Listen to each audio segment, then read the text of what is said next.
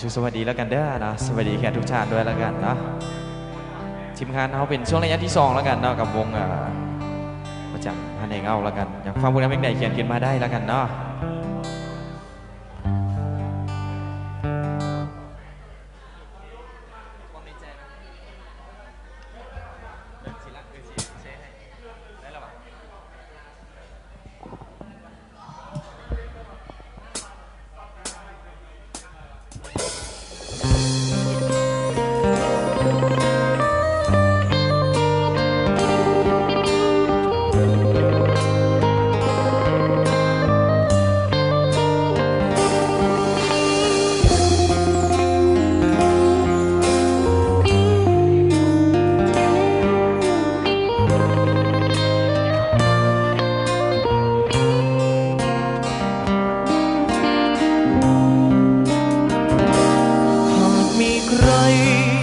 คนนั้นเขาทำใจเธอให้เปลี่ยนแปลไปจากใจเพราะใจเธอทำให้เศร้าฝากความจริงฝากไปของใจใครคนหนึ่งคอยคนหนึ่งลำพึงเธอหากไปดีรักจงมันคงแน่นอนหากคายครอนจากลาน้ำตาเธอคงล้นบอกความจริงเถิดนาฉันมาเอาใจเพียงเธอคอยพบเธอระเมอ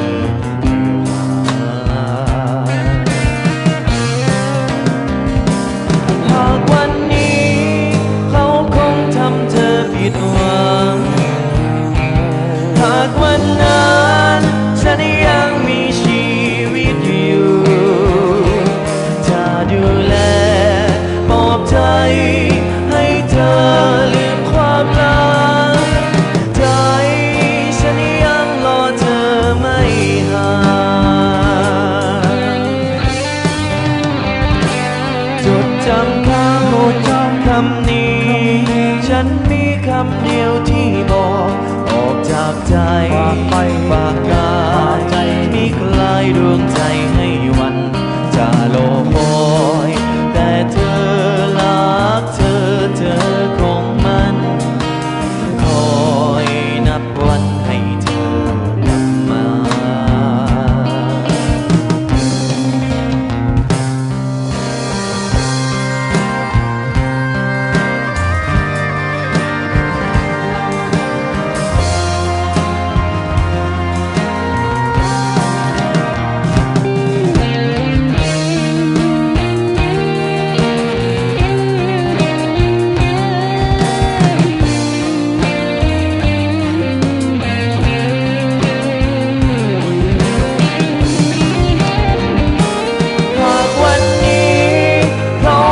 ทำเธอผิดหวังหากวันนั้นฉันยังมีชีวิตอยู่จะดูแลมอบใจให้เธอลืมความลังใจฉันยังรอเธอไม่ห่างจดจำคำนี้ฉันมีคำเดียวที่บอกออกจากใจฝากกายมีคลายดวงใจให้วันจะโลคอยแต่เธอรักเธอคงมันคอยนับวันให้เธอกลับมาจะโลคอยแต่เธอรักเธอคงมันวันให้เธอกลับมา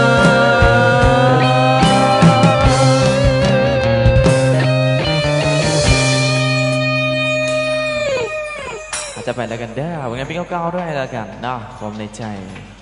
ขอบใจเสียงตบมือเด้อเราทั้งโซนอยากฟังเพลงใดเขียนขึ้นมาได้แล้วกันเนาะเพลงไหนที่เขาจะไหนได้ก็ชี้ตอบให้พิเศษในกำคืนของวันนี้ด้วยแล้วกันเนาะ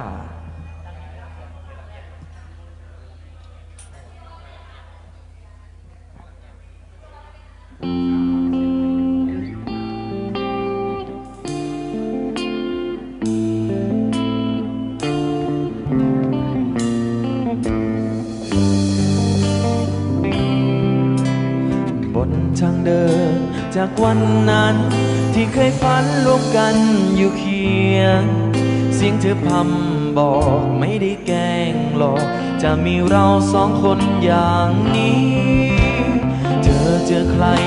ที่มั่งมีต่อแต่นี้เรามีกันเป็นสามเขาเป็นคู่แข่งเข้ามาข้องเกี่ยวเอาใจของเธอจากไปความจริงใจฉันเป็นอาทรฉันแสดงออกมาจากใจตัวเราเองไม่มีอะไรที่คอยให้จึงต่างจากเขาเธอจึงมองข้ามไปดังเงาทิ้งให้เศร้าบนความฝันเดิมความปลาชัยที่เธอลำเอียงจะต้องเสียใจคงหมดเธอฉันนั่งมองน้ำตานองปลอบใจเราทุกวันคนแพ้ฉันนั่งมองน้ำตานอง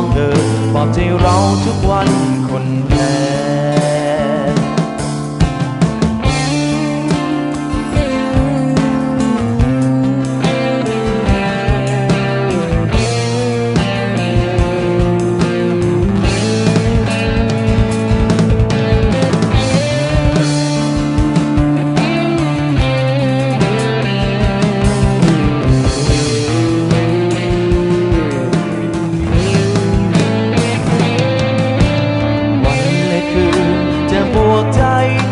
คนหมายรักเราให้ยาวนานที่เธอเคยบอกฉันยังจำมันจะให้ความสำคัญต่อกันเธอเจอใครที่มั่งมีต่อแต่นี้เรามีกันเป็นสามเขาเป็นคู่แข่งเข้ามาข้องเกี่ยวเอาใจของเธอจากไปความจริงใจฉันเป็นอาทรฉันแสดงออกมาจากใจตัวเราเองไม่มีอะไรที่คอยให้จึงต่างจากเขาเธอจึงมองข้ามไปดังเงาทิ้งให้เศร้าบนความฝันเดิมความปลาชัยที่เธอลำเอียงจะต้องเสียใจคงหมดเธอฉันนั่งมองน้ำตานองปลอบใจเราทุกวันคนแพ้ฉันนั่งมองน้ำตานองปลอบใจเราทุกวันคนแพ้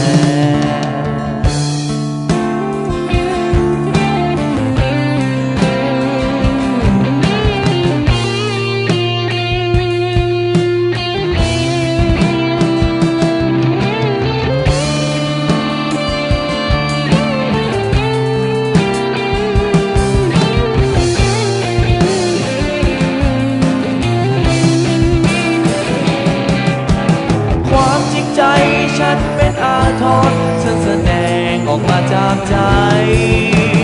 ตัวเราเองไม่มีอะไรที่คอยให้ถึงต่างจากเขาเธอคงมองข้ามไปดังเงาทิ้งให้เศร้าบนความฝันเดิมความปลาชัยที่เธอลำเอียงจะต้องเสียใจคงหมดเธอฉันนั่งมองน้ำตานองปลอบใจเราทุกวันคนแพ้ฉันนั่งมองน้ำตานองปลอบใจเราแทนเธอทุกวันคนแพ้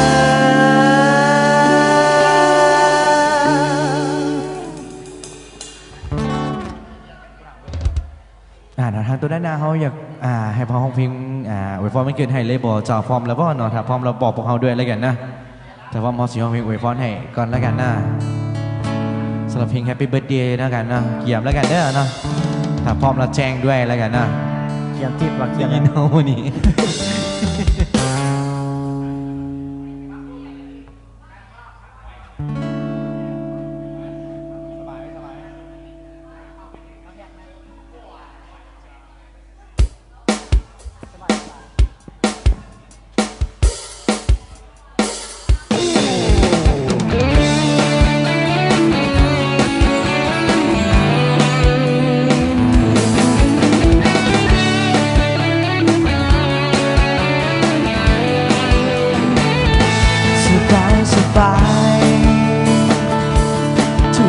ก็คบกันไป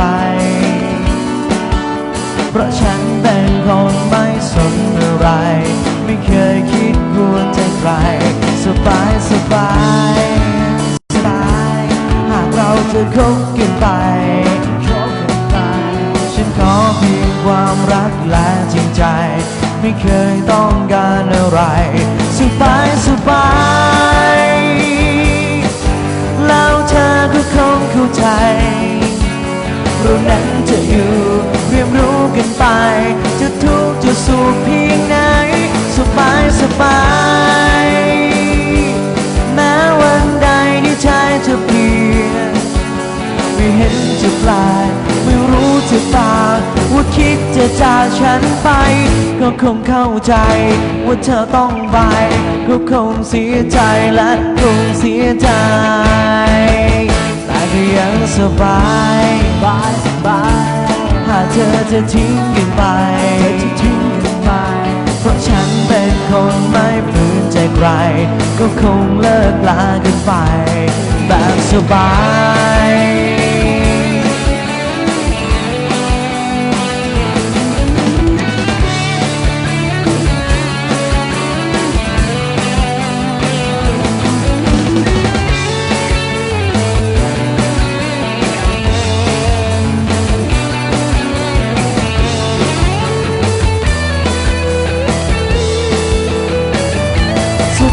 สบา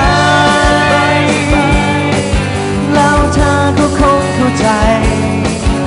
รู้นั้นจะอยู่เรียนรู้กันไปจะทุกข์จะสุขเพียงไหนสบายสบายแม้วันใดที่ใจจะเปลี่ยนไม่เห็นจะแปลกไม่รู้จะปากว่าคิดจะจากฉันไปก็คงเข้าใจว่าเธอต้องไปก็คงเสียใจและคงเสียใจแต่ก็ยังสบายหากเธอจะทิ้งกันไปเพราะฉันเป็นคนไม่ฝืนใจใครก็คงเลิกรากันไปแบบสบาย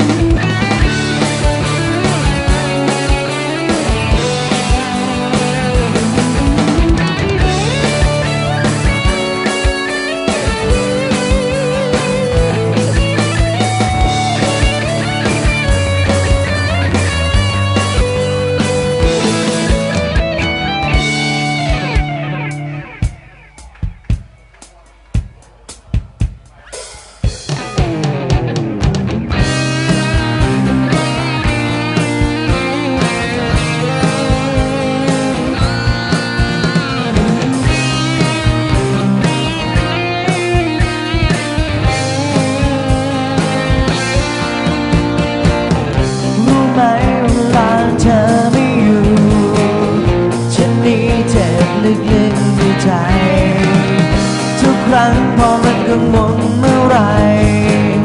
คล้ายๆจะเริ่มแพ้ใจตนแต่ก่อนนั้นมันก็เคยดีแต่เดี๋ยวนี้มันก็จำฝืนทนตั้งแต่นั้นโลกก็สับสนใจมันร้อนสิ่งนี้หากวันนี้ได้รักเธออีกทีคงเริ่มมีกำลังเคลื่อนไหวหากเธอรักนั้นให้กับใจฉันไว้ฉันนี้คงไม่ตายรู้ไหมพอกำลังใจฉันหมดมันรถถูกทิ้งไว้นานๆและแม้เคยลองมาเติมน้ำมันรถนั้นอาจเริ่มลั่นไปไกลและตัวฉันมันก็พอกันจากวันนั้นมันต้องการน้ำใจต่อชีวิตให้มันอยู่ไหวกำลังใจฉันไม่มีหากวันนี้ได้รักเดิมอีกทีคงเริ่มมีกำลังคืนไว้หากเติมรักครั้งนั้นให้กับใจฉันไว้ฉันนี้คงไม่ตาย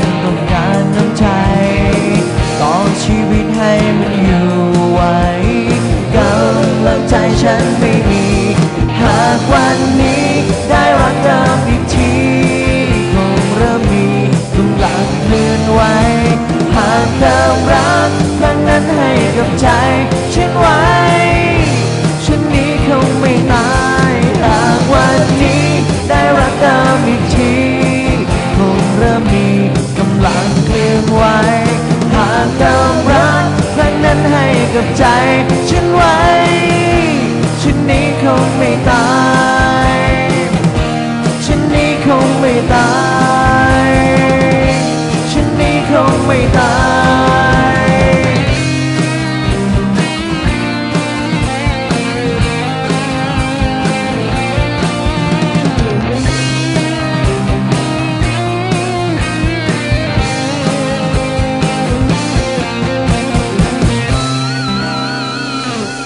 ซาเพลงไว้เนี่ยแล้วกันเด้อเนาะเอาใจทางไอ้ใหญ่เฮาแล้วกันเด้อเนาะทางตัวด้านหน้านี่แล้วกันเนาะขอฟังเพลงอย่างเพิ่มเติมมาเนาะไอ้ใหญ่เฮานี่เนาะขอมาได้แล้วกันเนาะ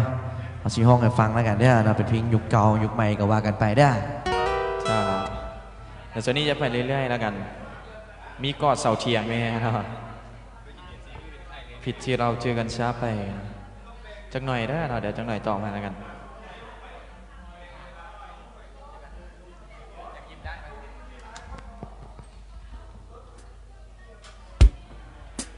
เดี๋ยวมาจับเพลงเก่าๆแล้วกันเนาะ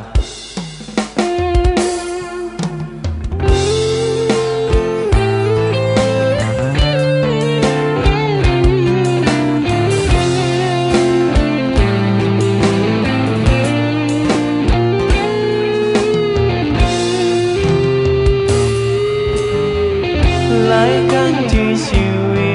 ตเจอกับปัญหาทำให้ใจเธออ่อนล้า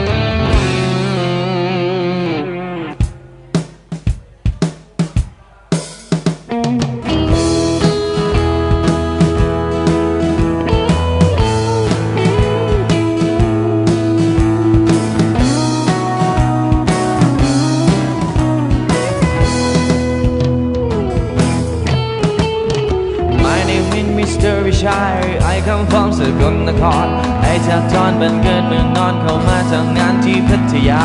You not care ไอดอกนาแม่หน้าตาของไอบ่แฮนซัมI like you understand I am man in Pattaya I see you ยังมาซื้อตำมาคุมข้าวเหนียว in yesterday I love you I want you beautiful girl เข้าใจบ่ I อยาก who you have a boyfriend บ่ถ้าบ่มีไอ้ขอ telephone number นะมักเจ้าหลายแต่บ่มีปัญญาสิทำลายกำแพงแห่งภาษารู้ตัวแค่เพียงว่า But right now I have love in Pattaya I miss you and every time you คืองามแท้นอนเอาเลย You want go ไปเที่ยวกับไอไปเบิ่งบังไฟพญานาคบ่ตาลิโตนไอในท้องไอรู้ว่าอังกฤษได้สำนีI อยาก who you have a boyfriend บ่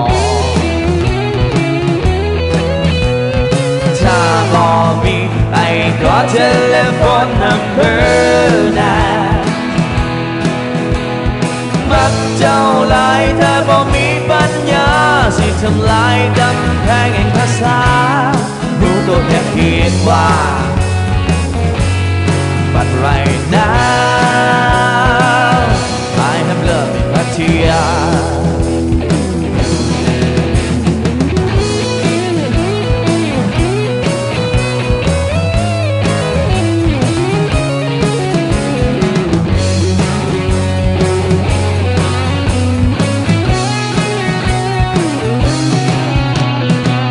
จบมาแค่ป .4 ว่าอังกฤษได้ซ้ำนี่ให้สิว่าก็ซ้ำนี่ความหัวอายมีซ้ำนี่เรียนกับบ่สูงเงินกับบ่มียังกับบ่โด่งยามกับบ่ใหญ่แต่บอกเลยว่าความจริงใจไอ้บอกแพ้ฝรั่งเด็ก Say hello my darling You don't let me down down down down ได้ดัดดีโดงก็คงต้องกลับไปเรียนเสริมเรียนเพิ่มเติมเรื่องภาษาสักวันไอสิกลับมาถ้าไอก่อนนะ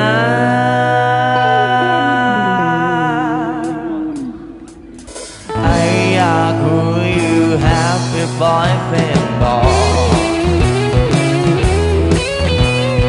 ถ้าบ่มีไอขอ telephone number นะมักเจ้าหลายแต่บ่มีปัญญาสิทำลายกำแพงแห่งภาษารู้ตัวแค่เพียงว่า But right now I am who you have a boyfriend บอกถ้าบ่มีไอขอ telephone number นะมักเจ้าหลายแต่บ่มีปัญญาสิทำลายกำแพงแห่งภาษารู้ตัวแค่เพียงว่า But right now I am who you have a boyfriend บอกถ้าบ่มีไอ้ขอ telephone number นะมักเจ้าหลายแต่บ่มีปัญญาสิทำลายกำแพงแห่งภาษารู้ตัวแค่เพียงว่า But right now I have love in Pattaya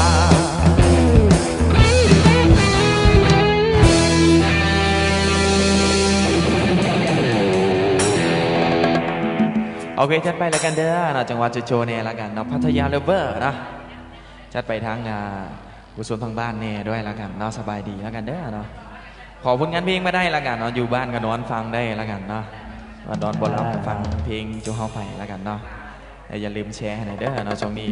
ทดลองแล้วกันเนาะเทสว่าสั้นๆเนาะใช่มีผลงานเพลงขอโทษแล้วกัน ขอโทษเนาะจากหนุ่มรอทางบ้านด้วยนะเดี๋ยวชิมาตอบให้เนาะ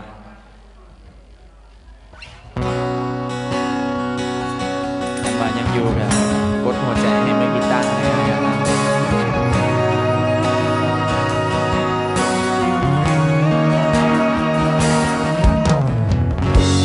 ผ่านไปอีกวันกับชีวิตคนอย่างฉันและหน้าที่การงานที่ดูแข่งขันช่วยใครและใครมีความสุขช่วยใครเข้าขายทุกใจแต่ฉันเองคงขยันเกินไปจนลืมว่ามีใครคนหนึ่งที่เขาต้องการเวลาลืมใครคนหนึ่งที่เขาแค่รอให้ฉันกลับมาเพื่อกินข้าวเย็นกับเขาเพื่อโอบกอดเขาบางเวลา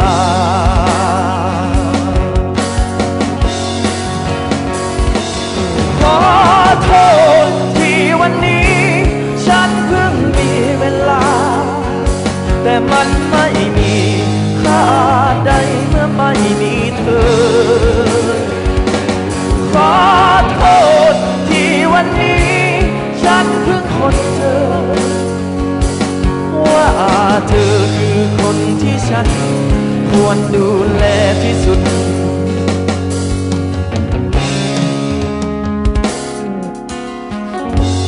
บอกคำว่ารักออกไปซะดังสุดเสียงกลับได้คืนมาเพียงแต่ความเงียบงันฟ้ากลางคืนที่มันไหลดาวเหงายังไงไม่เทียบเท่าทันกับหัวใจของฉันที่มันต้องการเธอ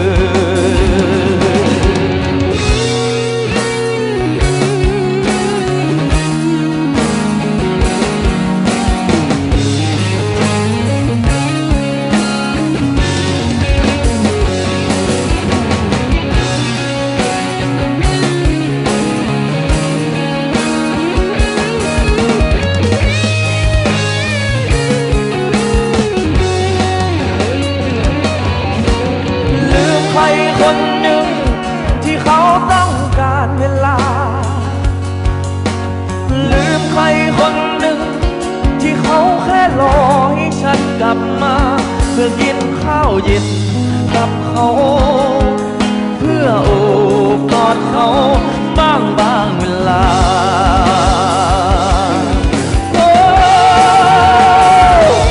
ขอโทษที่วันนี้ฉันเพิ่งเวลาแต่มันไม่มีค่า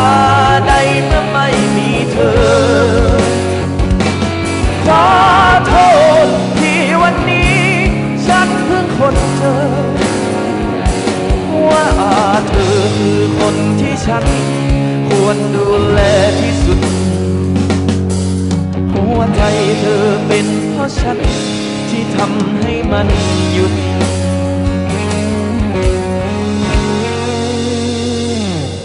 ต่อไปพิเศษด้วยแล้วกันเด้อนะทางผู้ชมทางบ้านด้วยแล้วกันนะยังมีก้อนเสาเทียงแล้วกันนะที่ติดข้างอยู่นะเดี๋ยวเขาจัดให้เลยนะ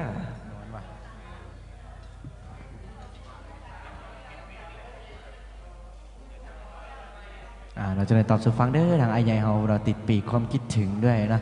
จะในห้องสุดฟังเด้อ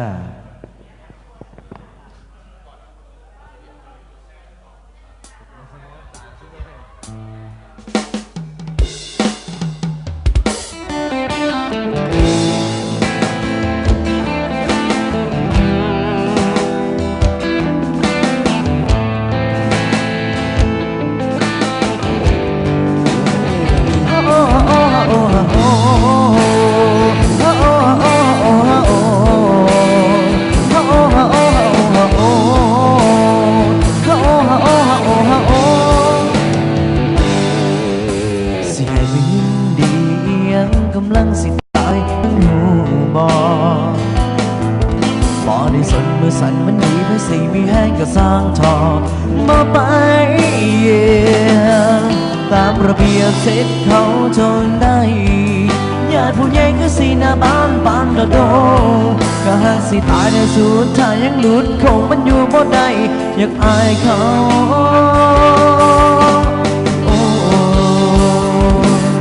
น้ำตาตกลงโจกจากโลกมันยังสิพอสิขาดคนจากมึงให้ตายไปจากใจเขียนในคัดเบิดเราจักว่าจักให้ก็ยังบ่ไปยังบ่ตายไปจากใจจากเธอโอ้ยมาเมื่อเธอเบื่อสิคิดพอแน่ๆได้ก่อนเศร้าทิ้งงานแต่กองเพลงยังเห็นแต่หน้าขาวมองกับน้องเพราะตายยังเห็นแต่ภาพเก่าก็คิดนอดเขาโอ้ยมันเจ็บเพราะความที่ใจขาดไปกับสายลมซาหลุดไปคือว่าที่เอาคืนหมอได้ให้เราเข้าปากสมัครจนน้ำตาไหลห้องใส่เสียงมาเด้อวันเอ้ย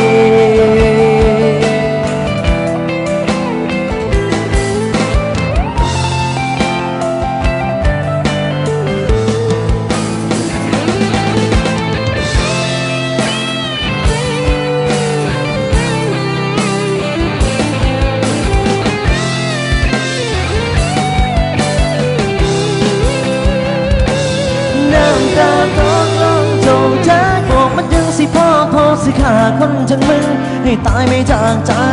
เขียนในคัดเบิดเราจักว่าจักให้ก็ยังบ่ไปยังบ่ตายไปจากใจจากเธอโอ้ยมาเมื่อเธอเบื่อสิคิดพอได้ก่อนสอทิ้งแน่ไปกองเพียงจะเห็นแต่หน้าขาวมองก็มองเพราะตายยังเห็นแต่ภาพเก่าก็คิดยอดเขาโอ้ยมันเจ็บเพราะมาที่ใจขาดไปกับสายลมซาหลุดไปคือว่าที่เอาคืนหมอได้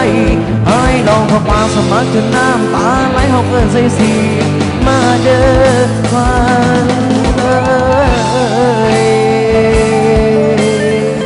มาเด้อควันเอ้ย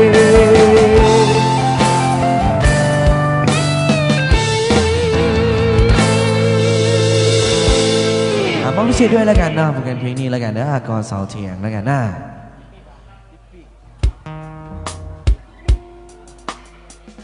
จะตื่นหาไอ้ยัยเขาด้วยแล้วกันนะ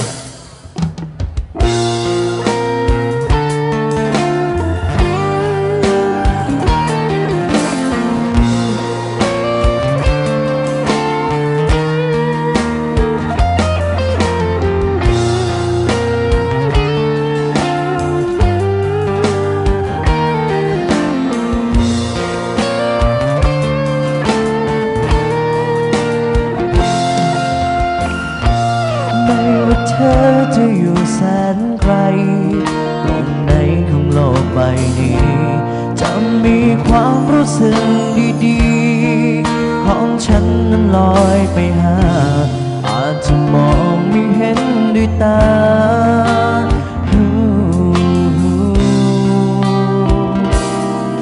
แต่จะชัดเจนทุกเวลาข้างในหัวใจเต้นปีแห่งความคิดถึงหาคนที่ห่างไกลพูดโบกแห่งความห่วงใยส่งไปยังที่ให้หนึ่ง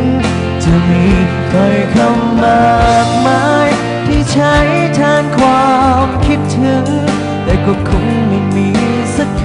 ำหนึ่งจะเอ่ยแทนความลึกซึ้งข้างในหัวใจขอบใจเด้อทำได้คนงามเลยแล้วกันนะสำหรับเรื่องการศึกษาแล้วกันเด้อ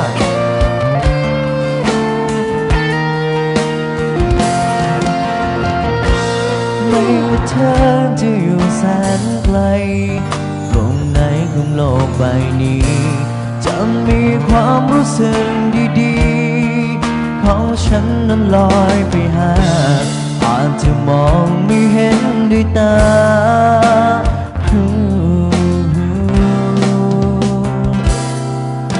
แต่ชัดเจนทุกเวลาข้างในหัวใจเต้นปีแห่ง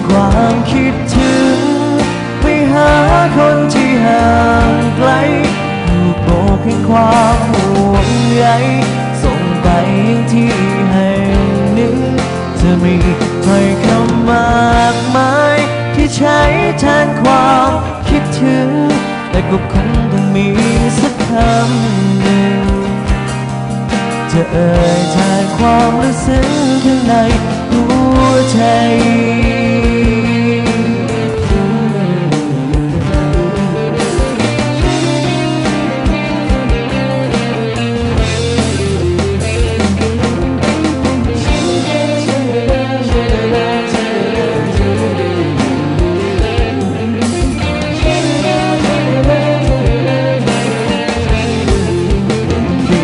ความคิดถึงไปหาคนที่ห่างไกลถูกโบกแห่งความห่วงใยส่งไปยังที่แห่งหนึ่งจะมีถ้อยคำมากมายที่ใช้แทนความคิดถึงแต่ก็คงต้องมีสักคำหนึ่งจะเอ่ยแทนความลึกซึ้งข้างในหัวใจ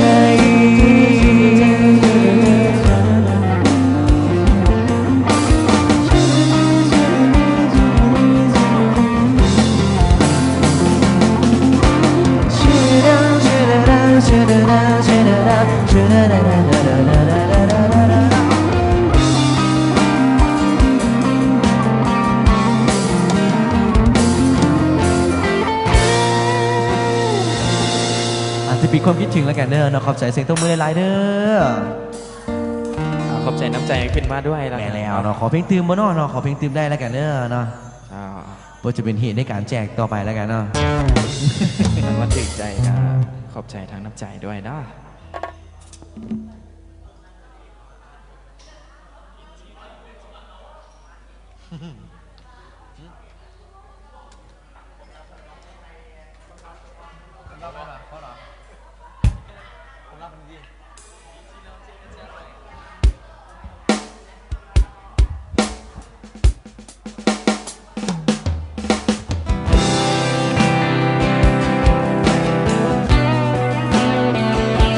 ทางบ้านเคียงขึ้นมาแล้วเด้อเราจะฟังผลงานเพลงไหนกันเนาะ รู้เป็นไปไม่ได้ยังฝืนในความรู้สึกในส่วนลึกฉันรู้จะมีใครอยู่ก็รู้ในความเป็นจริงแต่ก็ยังจะแอบเฝ้าดูทั้งที่รู้เป็นได้แค่เพียงเท่านั้นแค่ชู้ทางใจที่ทำได้เมื่อหัวใจเธอไม่ให้เธอเก็บไว้ให้คนที่รักเธอมานานก็รู้เป็นเพียงแค่ทางผ่านไม่มีวันจะเดินร่วมทางเพราะเธอกับฉันเป็นเหมือนดังเส้นขนานแอบหวังเล็กๆในใจไม่ได้มีความหมายให้เราผูกพันและรักกันไปอย่างนั้นที่ที่เราเจอกันช้าไปไม่มีวันจะมาลักกันหนึ่งในความลับที่ฉันและเธอซ่อนไว้ในใจที่เราไม่ยอมห้ามใจ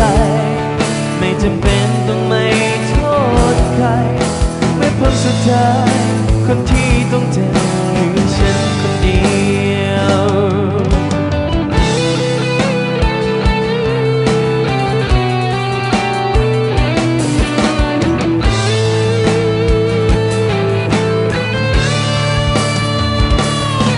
แค่ชู้ทางใจที่ทำได้เมื่อหัวใจเธอไม่ให้จะเก็บไว้ให้คนที่เธอรักกันมานานก็รู้เป็นเพียงแค่ทางผ่านไม่มีวันจะเดินร่วมทางเพราะเธอกับฉันเป็นเหมือนดังเส้นขนานแต่หวังเล็กๆในใจไม่ได้มีความหมายให้เราผูกพันและรักกันไปอย่างนั้นที่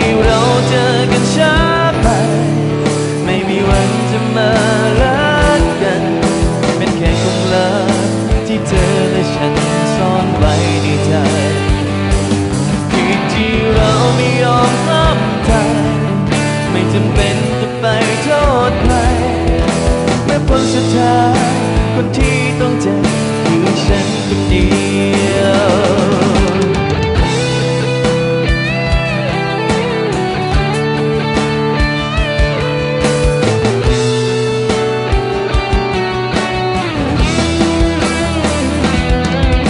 เป็นแค่ความลับที่ฉันและเธอซ่อนไว้ในใจไม่มีใครเธอรู้ได้แต่เก็บซ่อนไว้ในหัวใจเมื่อผลสุดท้ายคนที่ต้องเจ็บคือฉันคนเดียว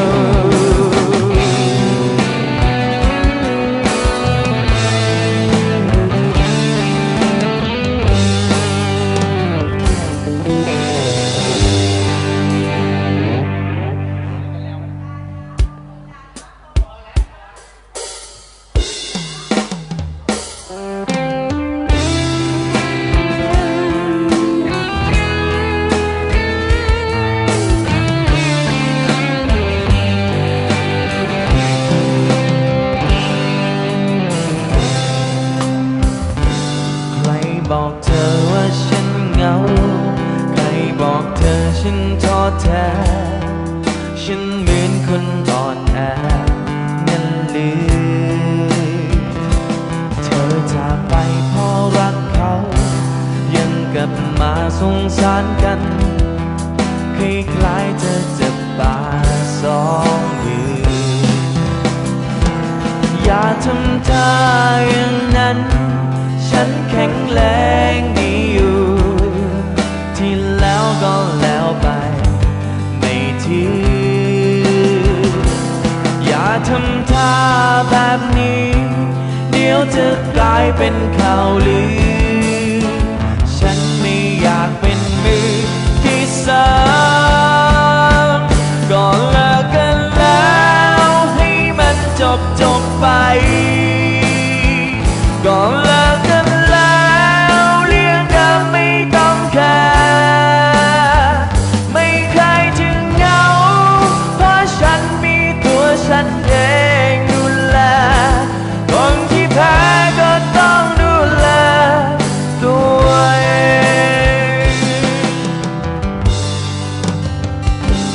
ก็ขอบใจที่นึกถึง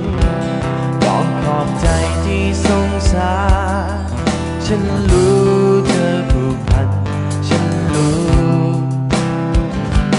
ควรกลับไปนึกถึงเขา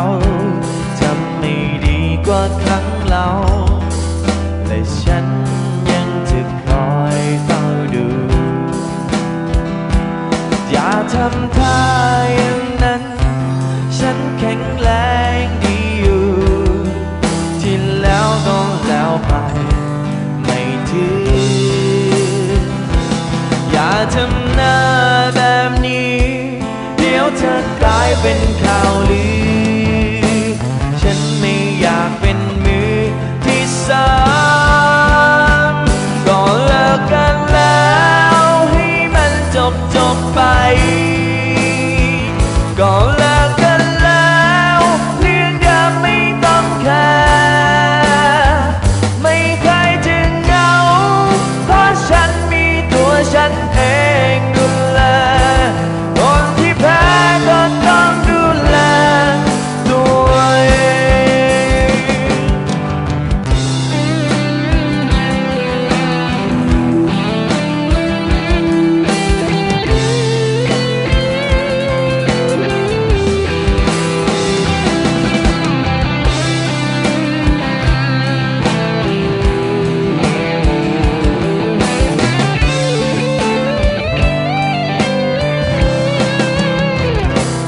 อย่าทำท่าอย่างนั้น ฉันแข็งแรงมีอยู่ ทิ้งแล้วก็แล้วไปแต่ถือ อย่าทำท่าแบบนี้ เดี๋ยวจะกลายเป็นข่าวลือ ฉันไม่อยากเป็นมือ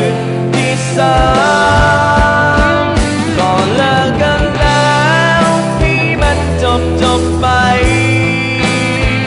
ก็เลิกกันแล้วเรื่องเดิมไม่ต้องแคร์ไม่ใครจึงเหงาเพ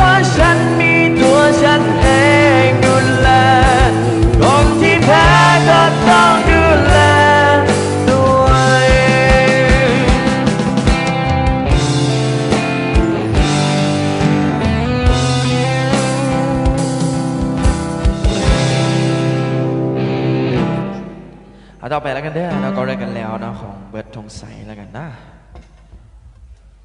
เบิดถุงใส่นะ ทักทายมาได้เติมเด้อเราทุกๆโซนด้วยละกันนะ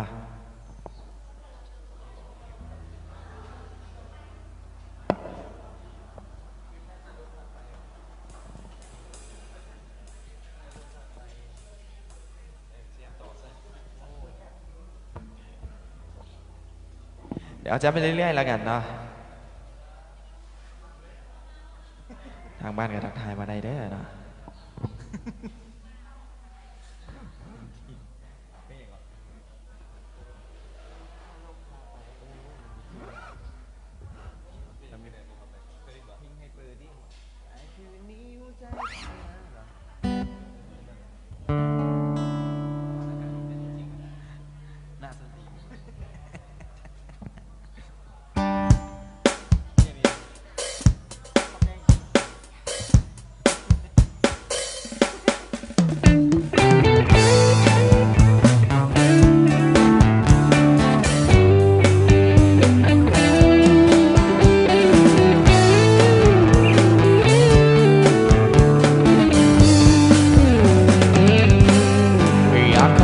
สักครั้ง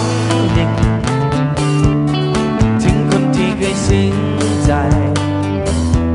สุดท้ายต้องจากกันไปและเหลือทิ้งไว้เพียงความทรงจำอยากขอบใจที่สอนให้ฝันและไฟจนชื่นช่ำว่าสอนนี้เจ็บให้ช้ำให้จำบทเรียนที่แพงเหลือหลายจะหากครั้งนี้ไม่มีเธอลวงหลอกไว้ฉันนี้คงงมงายเห็นรักดีเกินไปไม่มีวันจะรู้ฉันเจ็บครั้งนี้ฉันมีเธอเป็นดังคู่สอนฉันให้เข้าใจรักแล้วเป็นเช่นไรขอบใจจริงๆ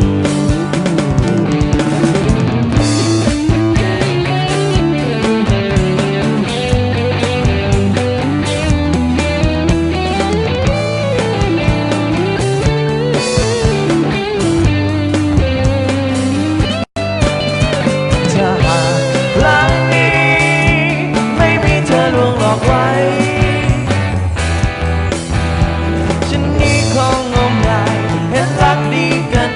ไม่มีวันจะรู้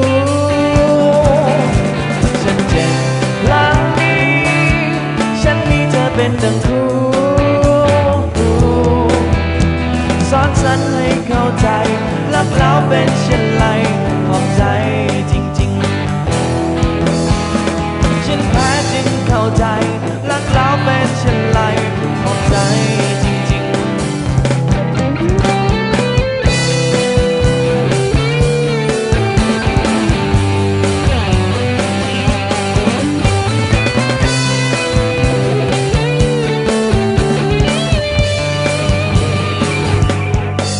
ถึงจางและควันคล้ายกันจนเป็นที่ไม่อาจรู้อยากจะถามดูว่าเธอเป็นดังหมอกหรือควันหมอกที่งดงามและทำให้เยือกเย็นแสนจะเย็นสบายในยามเช้าถ้าเป็นควันไฟถึงจะบางเบาเข้าในตาเราก็คงจะทำให้เสียน้ำตาเธอเป็นยังไงฉันอยากรู้เพราะฉันดูเธอไม่ออกแต่ยังคงไม่เข้าใจบางทีเธอเป็นเช่นหมอกขาวและบางคราวก็เป็นเหมือนกันฉันนั้นจะไม่มั่นใจเพราะเธอฉันต้องเสี่ยงกับควันไฟจะเตรียมตัวและเตรียมใจถอดตัวเพราะว่ากลัวจะเสียน้ำตา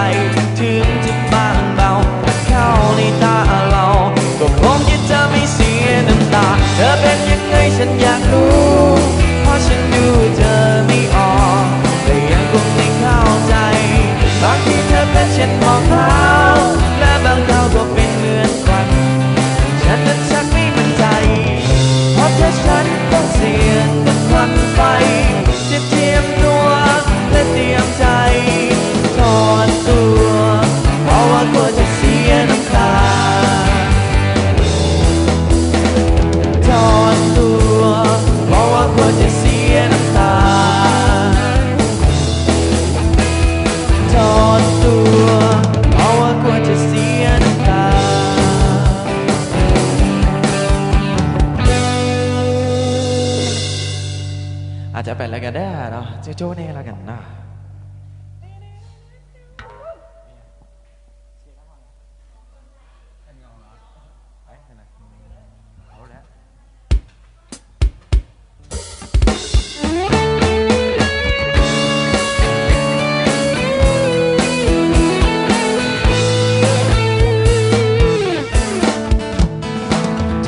ต้องสบายเหมือนฉันทุกที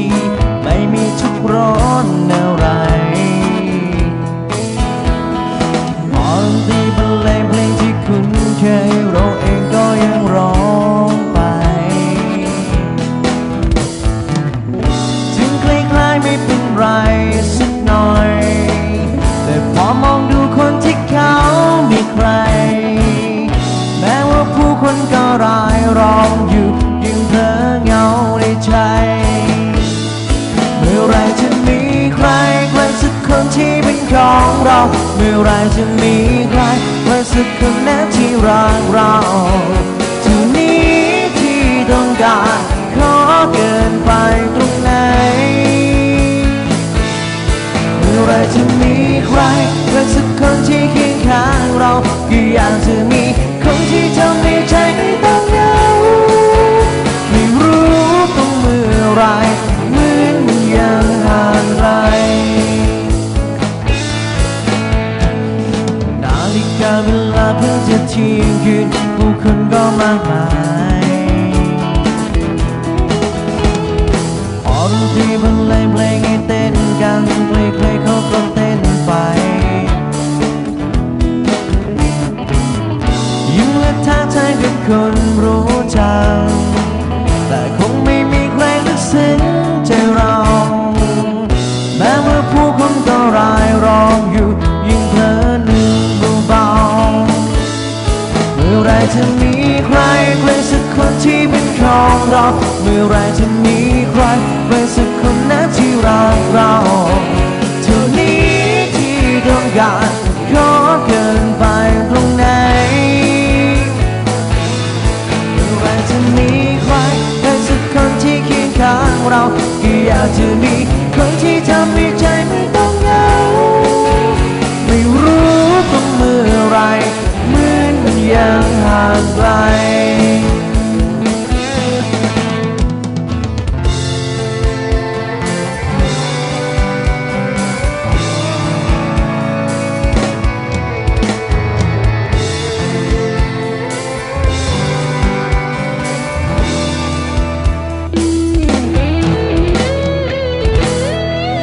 จะมีใครใครสักคนที่เป็นของเราเมื่อไรจะมีใครใครสักคนนั้นที่รักเรา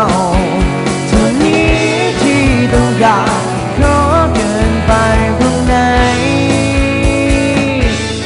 เมื่อไรจะมีใครใครสักคนที่เคียงข้างเราก็อยากจะมีคนที่ทำให้ใจไม่ต้องเหงา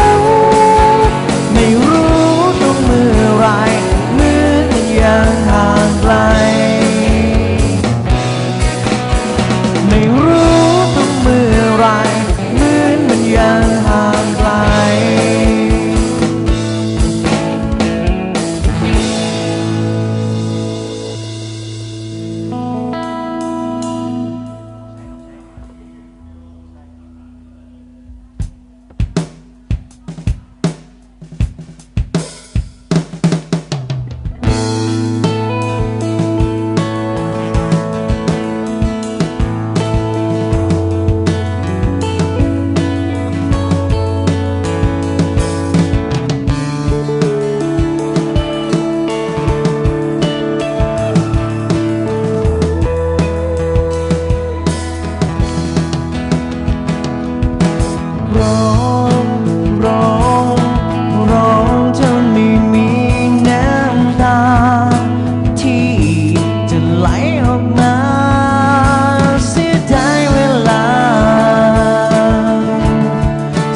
ได้ความรู้สึกดีๆหมดแล้วทุกสิ่งทุกอย่างทุกฝันที่เคยคิดว่ามันจะดีขึ้นมาเมื่อคนที่เคยมีค่ากลายเป็นไม่มี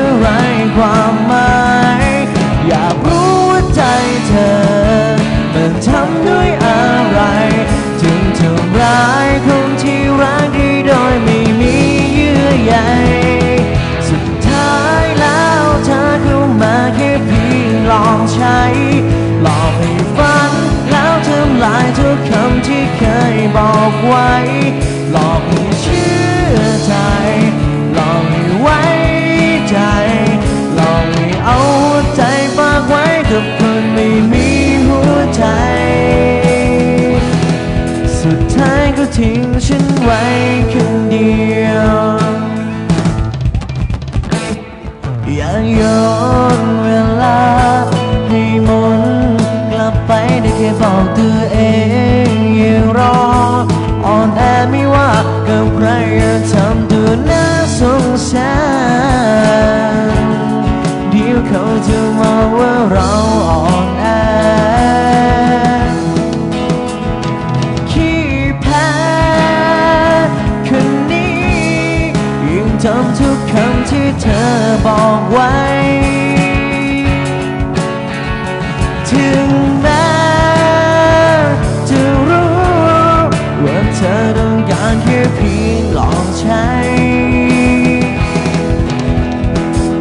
สุดท้ายแล้วเธอเข้ามาแค่เพียงลองใช้ลองให้รักแล้วทิ้งกันไปเมื่อไรความหมายอยากรู้ว่าใจเธอมันทำด้วยอะไรจึงทำร้ายคนที่รักได้โดยไม่มีเยื่อใยสุดท้ายแล้วเธอเข้ามาแค่เพียงลองใช้ลองให้รักแล้วทิ้งกันไปเมื่อไรความหมายอยากรู้ว่าใจเธอมันทำด้วยอะไรถึงทำร้ายคนที่รักได้โดยไม่มีใจสุดท้ายก็ทิ้งฉันไว้คนเดียว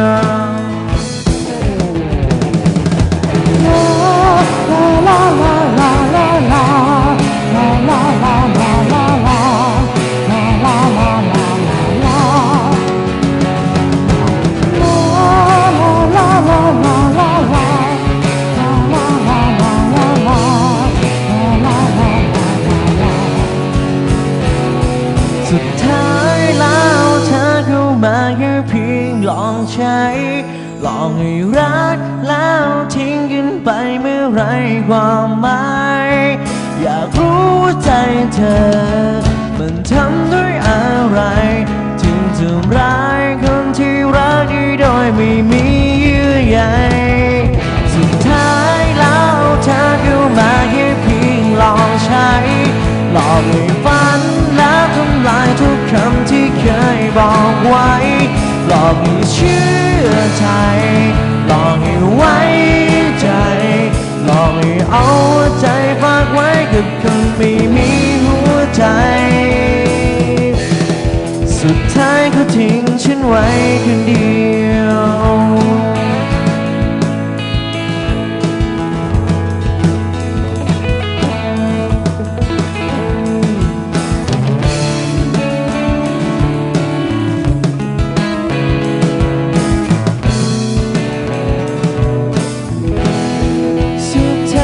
ทิ้งฉันไว้คนเดียว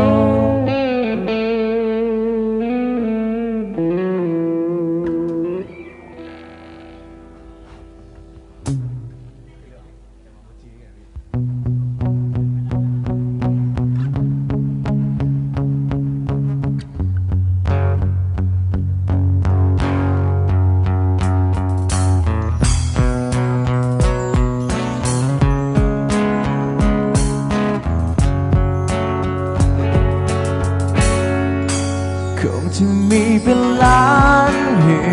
ตุผลที่เธอมีฉันคุณต้องไปบอกกับเธอว่ารักแค่ไหนเหมือนเธอไม่ได้ยินอยู่กันไปก็เหมือนถูกทิ้งเหมือนกับคนไม่มีความหมายในแววตาที่ว่างเปล่านั้นเก็บฉันไว้ที่ใดก็รู้คุณต้องไปยิ่งฝืนเท่าไรก็ยิ่งเหนื่อยใจตัวฉันต้องทำอย่างไรเมื่อเธอมาอยู่ฉันไว้ด้วยคำเดิมเพียงเธอนั้นใช้แค่คำหนึ่งคำรั้งไม่ให้ฉันไปในใจก็รู้แค่ค ำหลอกลวงตาคือยังไม่ไปไหนเจอคำว่ารักคำเดียวก็พังทำอะไรไม่ได้เธอทำให้ฉันยิ่งนี้เท่าไรก็ยังวนที่เดิม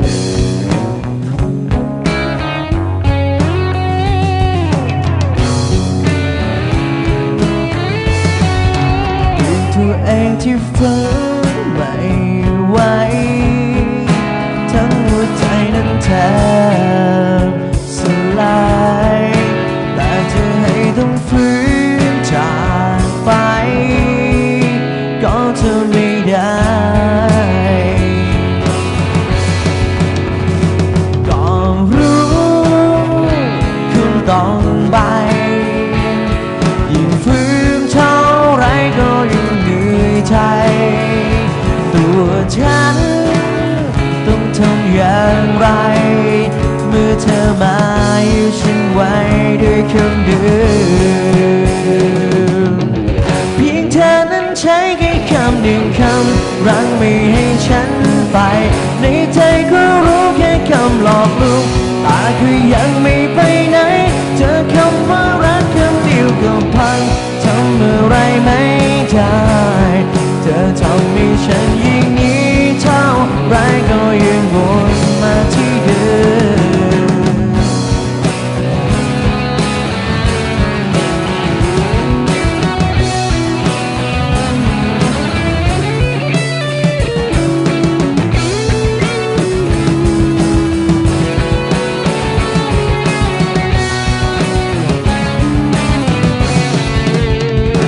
ก็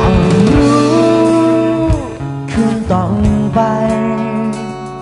ยิ่งฝืนเท่าไรก็ยิ่งเหนื่อยใจตัวฉันต้องทำไรเมื่อเธอมาอยู่ฉันไว้ด้วยคำเดิมเพียงเธอนั้นใช้แค่คำหนึ่งคำรั้งไม่ให้ฉันไปในใจก็รู้แค่คำหลอกลวงตาคือยังไม่ไปไหนเจอคำว่ารักคำเดียวก็พังทำอะไรไม่ได้เธอทำให้ฉันยิ่งนี้เท่าไรก็ยังวนที่เดิมเพียงเธอนั้นใช้แค่คำหนึ่งคำรั้งไม่ให้ฉันไปในใจก็รู้แค่คำหลอกลวงตาคือยังไม่ไปไหนเจอคำว่ารักคำเดียวก็พังทำอะไรไม่ได้เธอทำให้ฉันยิ่งนี้เท่าไรก็ยังวนที่เดิ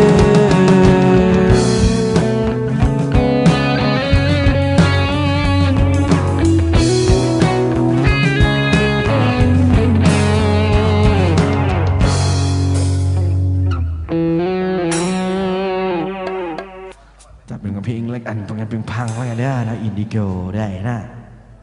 จดหมายบ่มีบ่เนี่ยจดหมายเนาะสงสัยเนี่ยก็สิถึกใจร้ายแล้วเนาะ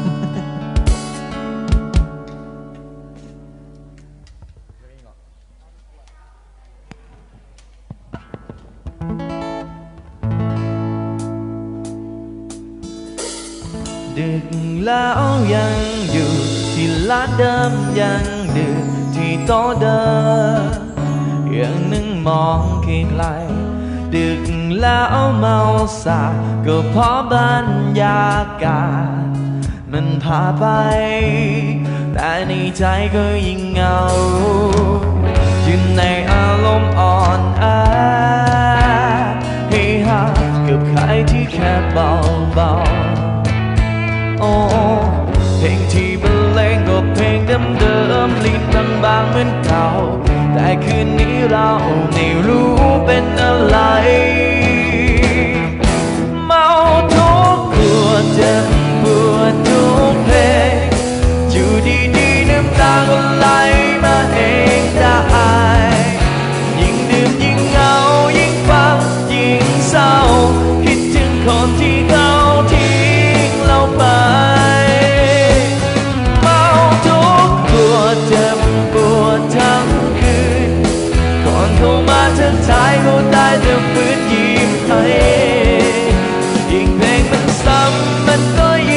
ำเติมเข้าไปก็ยิ่งทำใจไม่ได้ดึกแล้วเมาสาดก็เสียงดังเพลงเปิดก็ร้องตามเรายกแก้วฉันไปดูเหมือนสนุกดูเหมือนมีความสุขขนาดไหนแต่ในใจก็ยิ่งเหงายังมีอารมณ์อ่อนแอให้หากับใครที่แค่เบาๆโอ้เพลงที่บรรเลงก็เพลงเดิมๆดินบางๆเหมือนเก่าแต่คืนนี้เราไม่รู้เป็นอะไรเมาทุกปวดเจ็บปวดทุกเพลงอยู่ดีๆน้ำตาก็ไหลมาเองได้ยิ่งดื่มยิ่งเหงายิ่งฟังยิ่งเศร้าคิดถึงคนที่เขาทิ้งเราไปเมาทุกขวดเจ็บปวดทั้งคืนก่อนเข้ามาทักทายก็ได้แต่ฝืนยิ้มให้ยิ่งเพลงมันซ้ำมันก็ยิ่งซ้ำเติมข้างในก็ยิ่งทำใจไม่ได้เมาทุกขวดเจ็บปวดทุกเพลงอยู่ดีๆน้ำตาก็ไหลมาเองได้ยิ่งดื่มยิ่งเหงายิ่งฟังยิ่งเศร้าคิดถึงคนที่เขาทิ้งเราไปเมาทุกขวดเจ็บปวดทั้งคืนก่อนเข้ามาทักทายก็ได้แต่ฝืนยิ้มให้ยิ่งเพลงมันซ้ำมันก็ยิ่งซ้ำเติมเข้าในก็ยิ่งทำใจไม่ได้ยิ่งเพลงมันซ้ำมันก็ยิ่งซ้ำเติมเข้าไปก็ยิ่งทำใจไม่ได้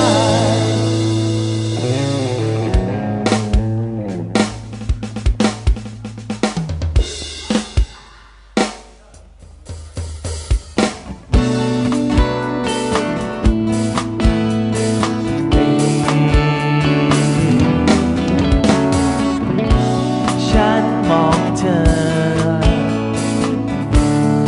อยู่ตรงนี้ไม่มีผู้ใดให้ความสนใจไม่มีใครรู้เพราะฉันได้เพียงแค่เฝ้ามองเธอเท่านั้นเพราะฉันมันคนที่คุณไม่รู้จักคนที่คุณไม่รู้จักชื่อเธอว่าอะไรนามสกุลมันอยู่ไหนฉันก็รู้ดีเจอกันไปทุกสนุกกลมคืนแต่ยังคืนทนอยู่ทุกทีผมรู้จักคุณแต่คุณไม่รู้จักผมไม่ทักคุณไม่ทักเราไม่ทักรอเวลาอีกสักพักคงจะฟังอัพสิครับแต่เมื่อไรเราจะรู้จักกันละครับคนที่คุณไม่รู้จักถ้าไม่มองและไม่ลองและเมื่อไรเราจะรู้จักวันสุดท้ายเดี๋ยวก็ตายกลายเป็นตายไม่มีแรงที่จะละเราจะเสียดายเราไม่ได้เป็นอมตะนะเข้าใจว่าเราต้องเดินต่อไปรู้ดีสักวันหนึ่งเธอก็มีใหม่แต่ว่าฉันยังไม่อยากจะคิดว่าชีวิตตอนนี้ยังไม่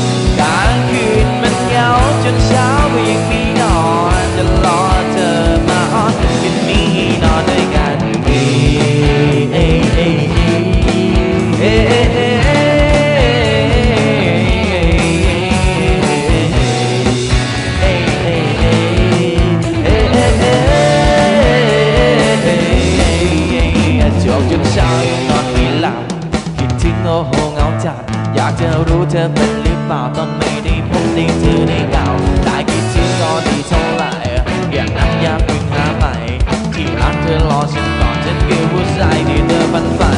ก่อนกันแล้วมาดมกายหนาวนอนนุ่งจับกันที่เธอตั้งเฮาน้ำฉันหลับเด็กตอนเช้ายันฉันนำเด็กมาจุกเบาเบาBaby โดยเธอเอาแต่ใจต้องการแค่เธอจะเป็นต้องการอื่นใดเธออยู่ในหน่อยกันคืนไม่ฉันก็จะรีบไปหาเธอเลยจะเจอกันเมื่อไหร่เข้าใจว่าเราต้องเดินต่อไปเธอมาอ้อนคืนนี้นอนด้วยกันกลางคืนมันเหงาจนเช้าก็ยังดีนอนจะรอเธอมาอ้อนคืนนี้นอนด้วยกัน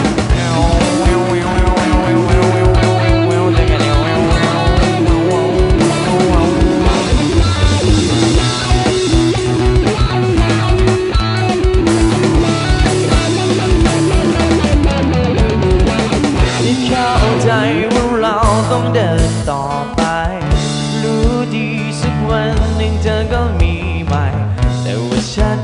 ยังไม่อยากจะคิดเพราะชีวิตตอนนี้ก็ยังไม่มีใคร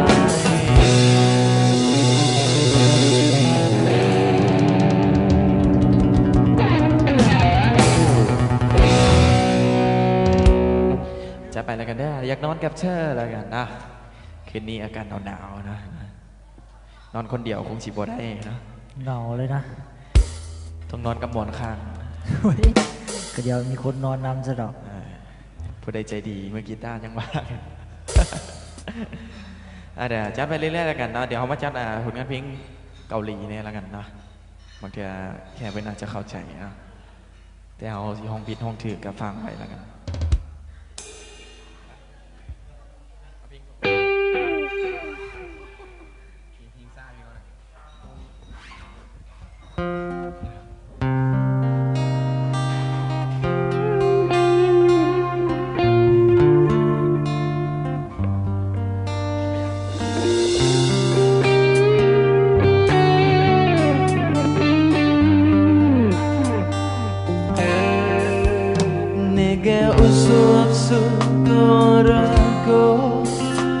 Izinkan lo suamjaku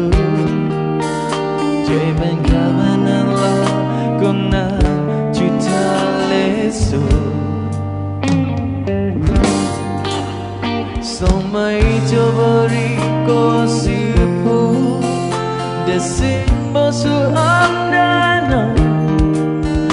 Nadu siap ko ini No ye modern go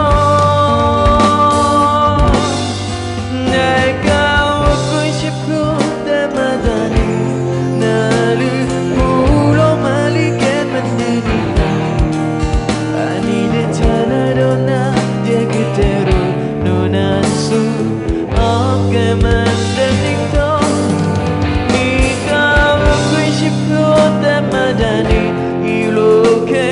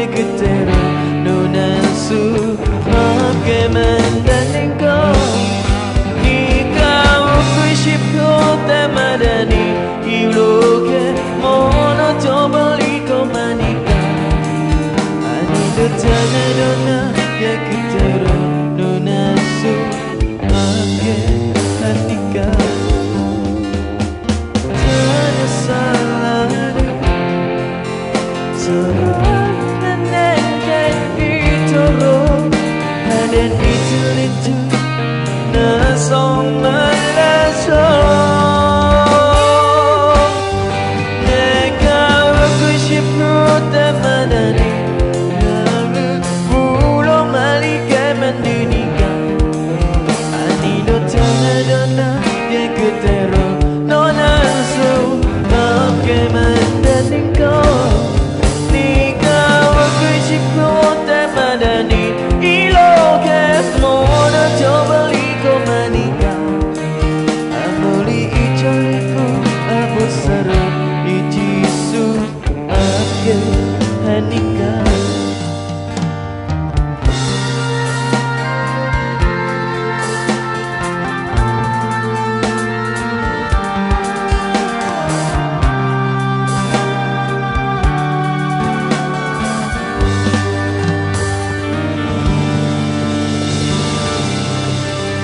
샤샤 Arigato, sino?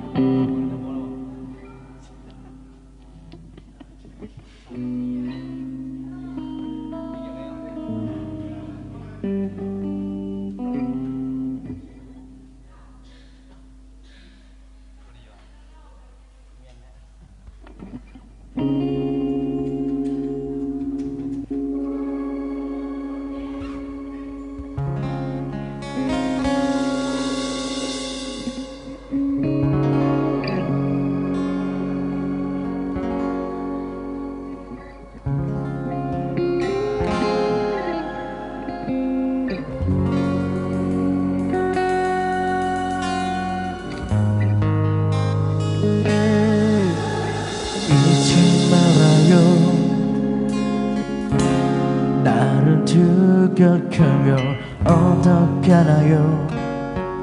그대 기다리는 사람을 내겐 괜찮은 척한 사람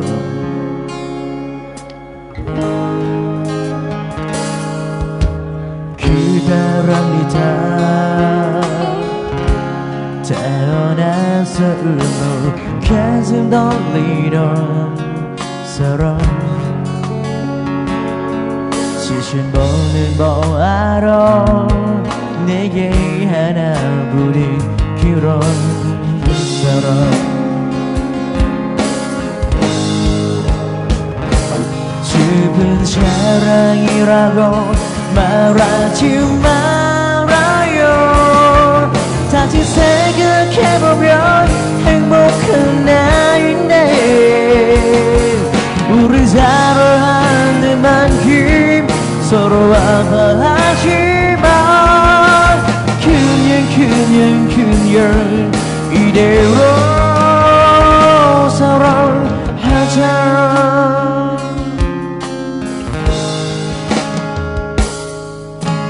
바보랍니다 그저 한 사람만 바라만 보는 사람 어시프고픈다면 그냥 내게 와요 슬픈 사랑이라고 말하지 말아요 다시 생각해보면 행복한 나인데 우리 사랑하는 만큼 서로 아파하지만 그냥 이대로 사랑하자 그래 볼 수 없는 건 지금보다 더 내게 가장 무서운 일인데 나의 곁에 있어요 떠나가지 말아요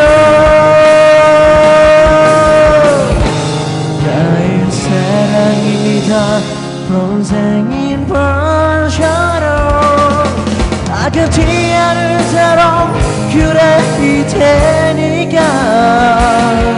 우리 사랑할 일만큼 서로 아파하지만 그냥 이대로